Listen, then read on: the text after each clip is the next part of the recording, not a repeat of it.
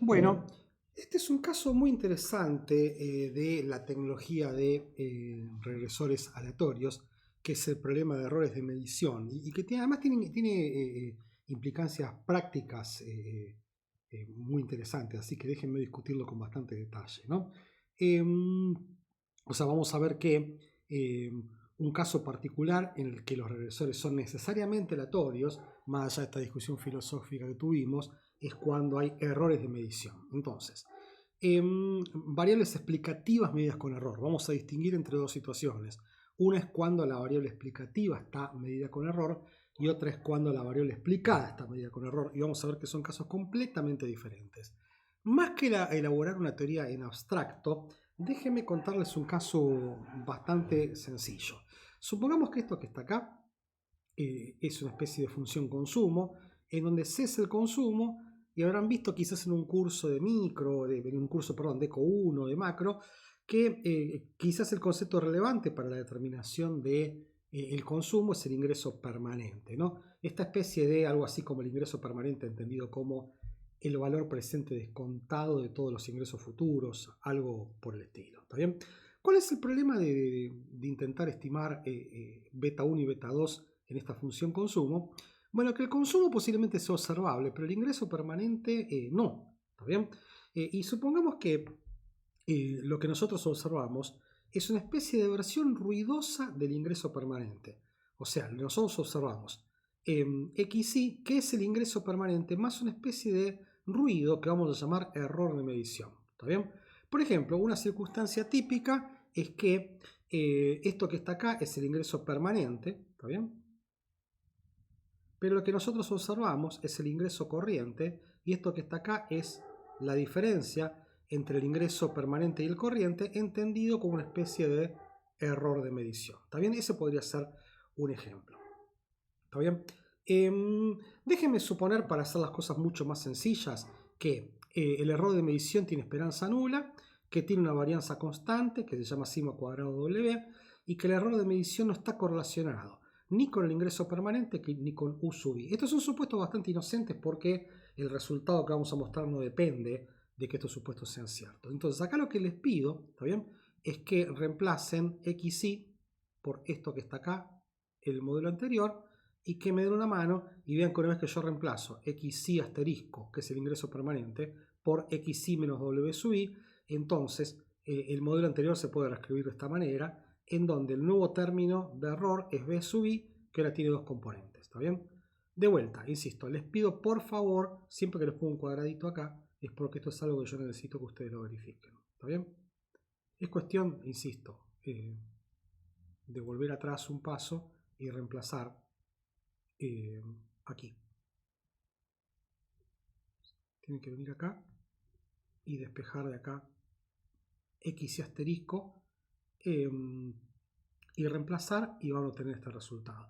No sigan con los slides si no lo hicieron. Les pido por favor que paren la clase, saquen esa cuenta y después vuelvan y sigan trabajando. ¿No? Me parece que es la mejor forma de aprender si ustedes se toman el trabajo de checar algunas cosas por ustedes. ¿Está bien? Entonces de vuelta, esto es lo que surge si yo reemplazo el ingreso permanente por el corriente o tengo este término. Lo que pasa es que ahora hay dos términos, el término de error tiene dos componentes. Fíjense que esto sí es un modelo de regresión que yo puedo llevar a la práctica, porque lo que tendría que hacer es regresar el consumo de las personas, el ingreso corriente de las personas. Acuérdense que este que está acá es el ingreso corriente.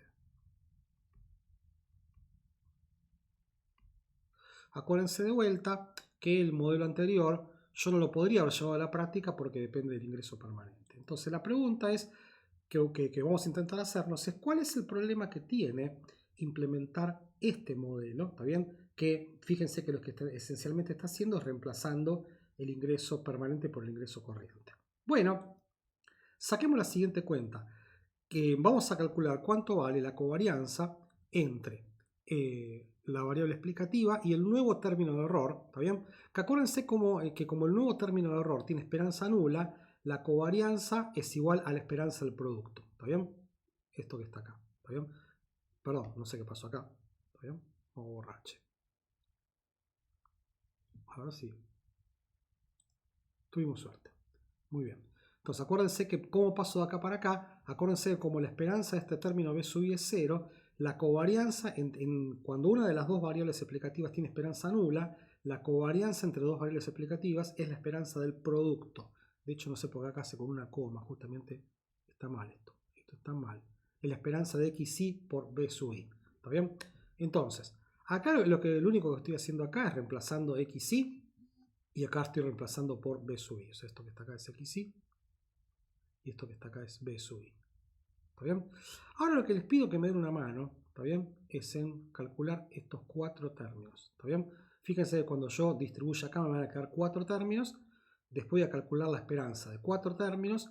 Y las esperanzas van a quedar todas nulas. Fíjense, por ejemplo, que les hago una sola. Cuando calculo la esperanza de xi por w sub i, me queda igual a 0. ¿Está bien? Porque el xi sale para afuera como un factor común y la esperanza w sub i es igual a 0. Y así sucesivamente. Y van a ver que el único caso que sobrevive es cuando yo multiplique este por este. ¿Está bien? Me va a quedar menos beta 2 por la esperanza de w sub i por w sub i, que es la esperanza de w sub i al cuadrado, pero la esperanza de w sub i al cuadrado es la varianza de w. ¿Está bien? Que es esto que está acá.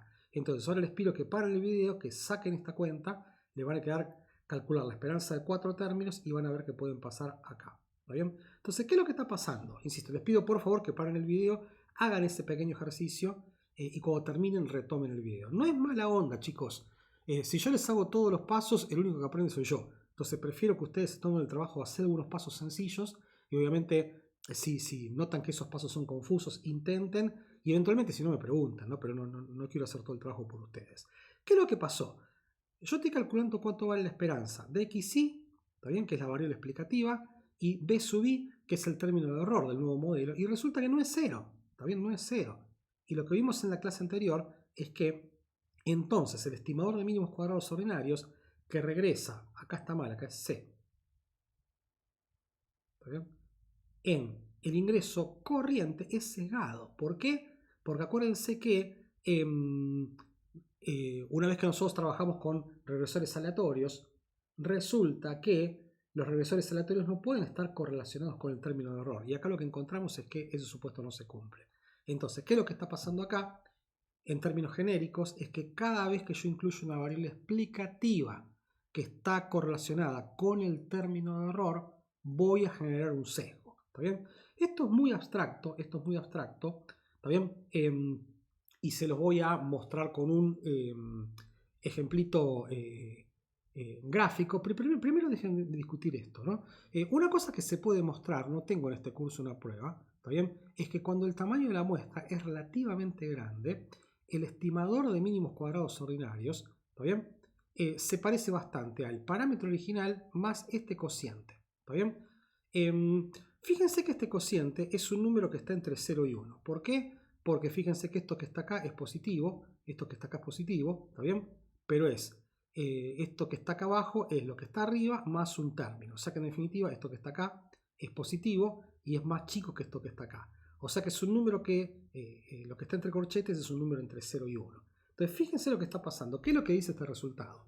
Que el estimador de mínimos cuadrados ordinarios, ¿está bien?, tiende a ser más chico que el verdadero valor de los parámetros, de ahí el sesgo, ¿está bien?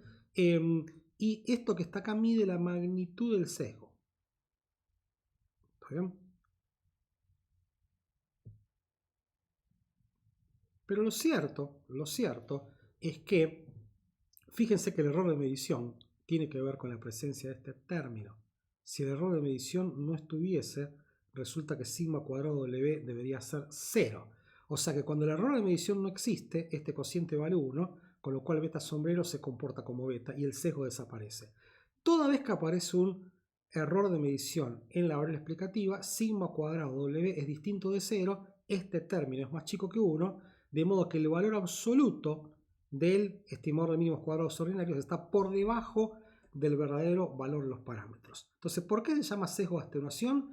Porque lo que dice es que cuando la variable explicativa está medida con error, lo que hace la presencia de ese error de medición es tirar hacia 0 los coeficientes estimados. ¿Está bien? Esto es lo que quiero decir en este paso que está acá. ¿Está bien? Entonces, fíjense lo que pasa en la práctica. En la práctica lo que pasa es que si las variables explicativas están incorrectamente medidas, entonces eso me hace creer a mí que las variables son menos significativas de lo que en realidad deberían ser. ¿Está bien? Los errores de medición en la economía son terriblemente comunes. ¿Está bien? Por ejemplo, piensen que si yo les pido que me digan ustedes qué edad tienen, me van a decir 25, 24, 22 años, y en realidad están redondeando la edad, porque tienen 24 y 2 meses, una cosa por el estilo. Es muy común, errores de medición son errores de redondeo, errores de reporte. Por ejemplo, piensen que si ustedes, más allá del ingreso corriente, el ingreso permanente, supongamos que para una persona por la calle y le preguntan, ¿usted cuánto gana? Bueno, los trabajadores formales tienen un salario que está escrito en un recibo de sueldo y quizás se acuerdan, pero si ustedes le preguntan a un trabajador informal, la persona te va a decir, bueno, más o menos gano esto, ¿está bien? O sea, no te va a decir el ingreso real, no porque te esté mintiendo, sino porque quizás lo tenga que redondear. Entonces el error de medición es muy común en economía. Lo que está diciendo esto es que es una cuestión de grado, ¿está bien? Cuanto más grande sea el error de medición en la variable explicativa, más grande va a ser el sesgo. Y lo que es importante, ¿por qué se llama sesgo de atenuación?